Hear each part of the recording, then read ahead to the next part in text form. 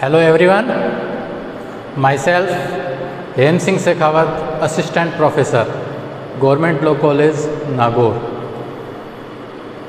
Civil procedure code 1908, civil procedure 1908 के अंदर हमने जो पूर्व में वीडियो बनाया था वो था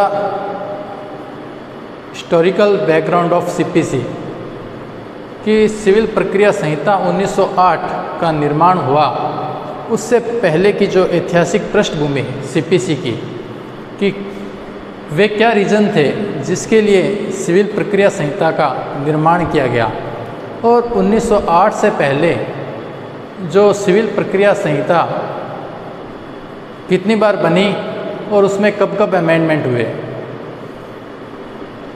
आज हम जो टॉपिक डिस्कस करेंगे वो है सिविल प्रोसीजर कोड के अंदर कि सिविल प्रक्रिया संहिता, सिविल प्रोसीजर कोड का नेचर क्या है, किस प्रकार की ये विधि है।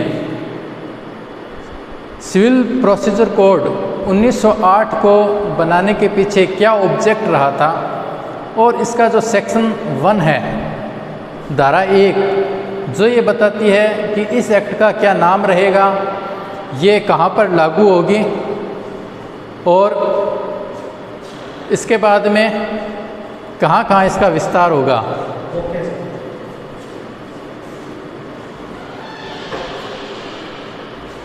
हम वीडियो स्टार्ट करें इससे पहले यदि अभी तक आपने चैनल को सब्सक्राइब नहीं किया है तो please like, share and subscribe channel, और बेल आइकन पर क्लिक कीजिए जिससे मैं जो भी वीडियो अपलोड करूं उसका नोटिफिकेशन आपको जल्दी से जल्दी मिल सके।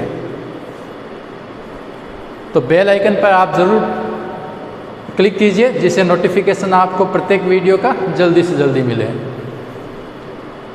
तो नेचर के अकॉर्डिंग, जो प्रकृति होती है उसके अकॉर्डिंग हम जो विधि है उसको 2 पार्ट में डिवाइड कर सकते हैं। कौन कौन से पार्ट के अंदर? फर्स्ट मौलिक विधि, या जिसे हम सारभूत विधि भी कहते हैं, और दूसरी जो विधि है उसे हम प्रक्रियात्मक विधि के नाम से भी जानते हैं।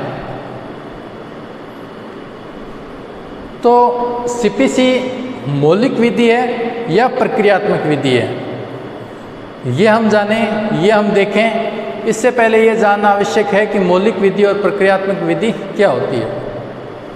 मौलिक विधि वह विधि होती है जो पार्टीज़ के अधिकार और कर्तव्य को डिटरमाइन करती है कि पार्टी के क्या अधिकार होंगे और क्या कर्तव्य होंगे, जबकि जो एक प्रक्रियात्मक विधि है वो अधिकारों और कर्तव्यों को किस प्रकार से न्यायालय में लागू करवाया जाए वो प्रक्रिया बताती है।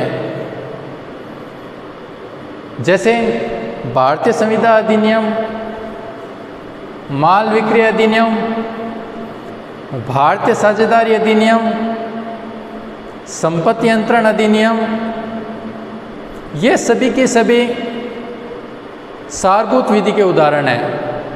जबकि क्रिमिनल मैटर के अंदर कौन सा प्रोसीजर अपनाया जाएगा कोर्ट में, उसके लिए क्रिमिनल प्रोसीजर कोड, दंड प्रक्रिया संहिता 1973 का निर्माण किया गया है। जबकि सिविल मामलों में, सिविल न्यायालय में कौन से प्रोसीजर को फॉलो किया जाएगा उसके लिए सिविल प्रक्रिया संहिता का निर्माण किया गया है।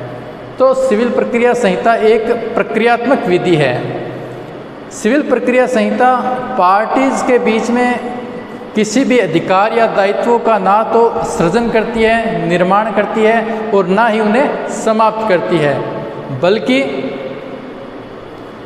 पार्टीज़ के जो अधिकार और कर्तव्य है यदि उनका उल्लंघन होता है तो उन अधिकारों और कर्तव्यों को न्यायालय में किस तरीके से पेश किया जाएगा, न्यायालय उन अधिकारों और कर्तव्यों को कैसे लागू करवाएगा, वो बताया गया है सिविल प्रक्रिया संहिता के अंदर। तो सिविल प्रक्रिया संहिता एक प्रक्रियात्मक विधि है, ये है नेचर सीपीसी का। फिर आता है कि सीपीसी का उद्देश्य क्या है।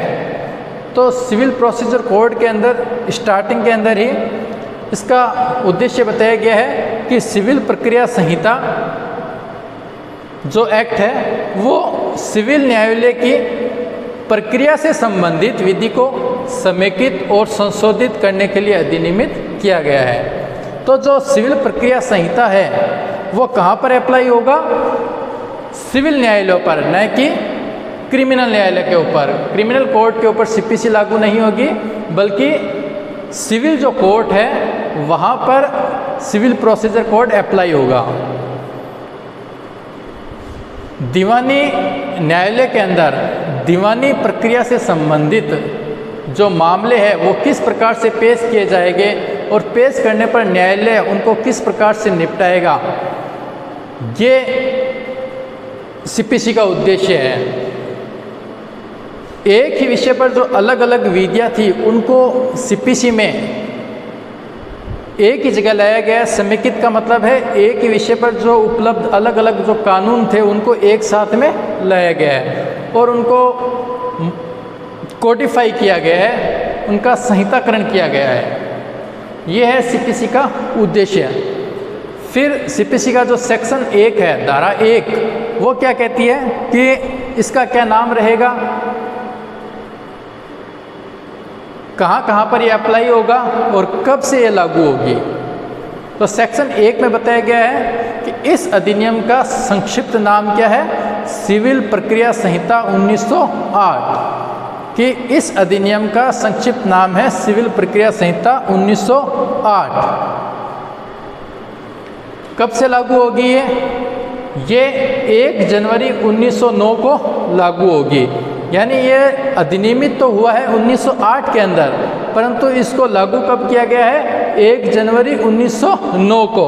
तो ये आपके आरजेएस के प्री के अंदर बहुत इम्पोर्टेंट सेक्शन है, जिसमें से 3-4 क्वेश्चन पुटअप किए जा सकते हैं कि ये जो एक्ट है वो 1908 के अंदर बनने वाला कितने नंबर का एक्ट है?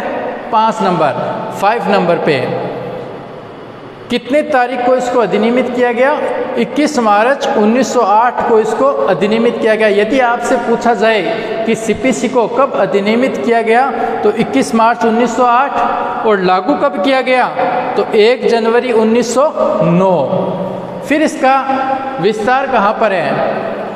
तो जब सीपीसी 1908 का निर्माण हुआ स्टार्टिंग के अंदर, तो जम्मू कश्मीर राज्य और नागालैंड राज्य और जनजातीय क्षेत्रों को छोड़कर संपूर्ण भारत पर सीपीसी लागू थी।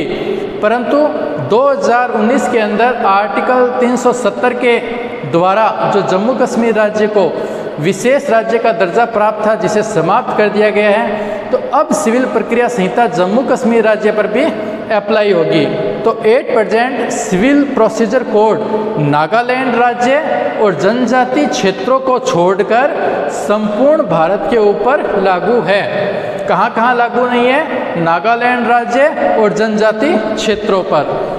परंतु यदि नागालैंड राज्य की सरकार चाहे तो नोटिफिकेशन जारी कर पूरी की पूरी सिविल प्रोसीजर कोड को या सिविल प्रोसीजर कोड के किसी पार्ट को नागालैंड राज्य के अंदर अप्लाई कर सकती है।